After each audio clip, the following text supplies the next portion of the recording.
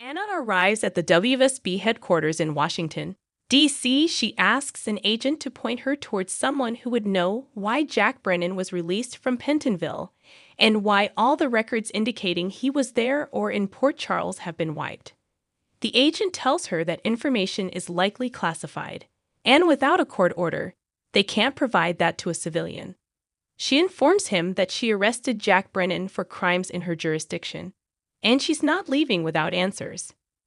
Suddenly, Brennan opens a door and asks if Anna must always make such a nuisance of herself. He invites Anna into his office.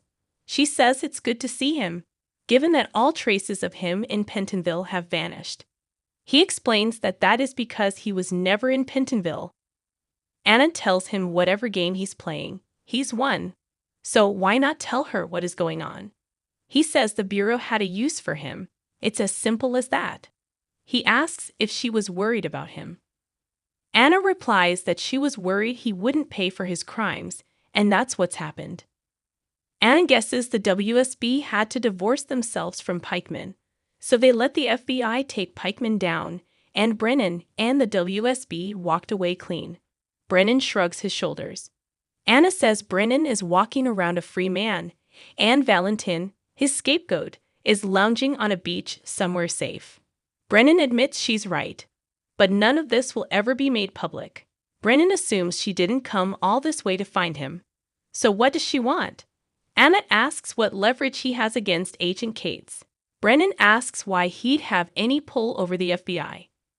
Anna knows he has connections everywhere, and Cates has gone off the rails and has targeted a friend of his, Carly Spencer. Brennan's facial expression changes, and he is sorry to hear about Carly. Anna says Carly has been targeted by Cates to get to Sonny.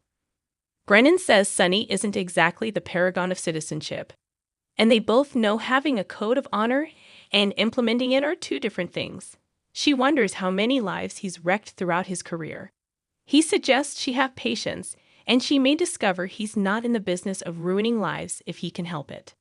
At the Metro Court pool, Nina arrives as Willow is drying Wiley off after a swim. He sees his grandma Nina and gets excited. Nearby, Spinelli and Maxie are setting up some decorations. James approaches Wiley, and he and Nina give Wiley a present as they hear it is his birthday. Meanwhile, Spinelli and Maxie discuss why Carly is not here and instead is appearing in court. Spinelli confides that Cates has been holding evidence against Carly over Jason's head to force him to work for him, and that evidence is why she's in court. Maxie calls Cates a snake. She pulls Spinelli aside and asks for more details. Spinelli talks in code to inform her that he hacked into the FBI server and discovered an incriminating recording of Carly. She asks why he couldn't get rid of the evidence. Spinelli tells her, not even the jackal could pull that off. Meanwhile, Wiley loves his present, and he and James run off to play. Nana tells Willow that she hopes she didn't overstep, and Willow says she didn't, and Wiley loves the gift. Nana explains she's on a work break and should be getting back. Willow asks her to stay for a bit. Nina sticks around, and Willow thanks Nina for arranging for Michael to meet the congressman. She admits she is shocked Nina even agreed to help. Nina thinks back to her discussion with Michael, who promised that Willow would know all the credit for freeing Carly would go to Nina. Nina tells Willow she helped Michael because, despite all their differences, she knows Carly is important to this family. Later, Nina has to get back to work, and Wiley gives her a big hug. Willow tries to stop it as the boy has been in the pool again and is wet, but Nina says she doesn't mind. Outside the courtroom, Cates pushes Sonny's buttons, and Michael tells his dad not to give the agent the satisfaction of putting him behind bars. Michael points out that Donna may lose her mother today, so Bissy want her to lose her father too. Sonny says Jagger's finally shown his true colors. Cates says the same about Sonny. Michael leads Sonny away, and Cates asks Molly why she's protecting Sonny. She states she is protecting the county records, and he seems to be abusing his power based on a vendetta.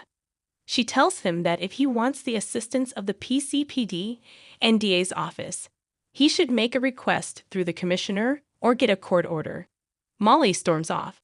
Later, Cates meets with Wilcox, the federal attorney assigned to Carly's case. Cates tells him that he has much to tell him about this case.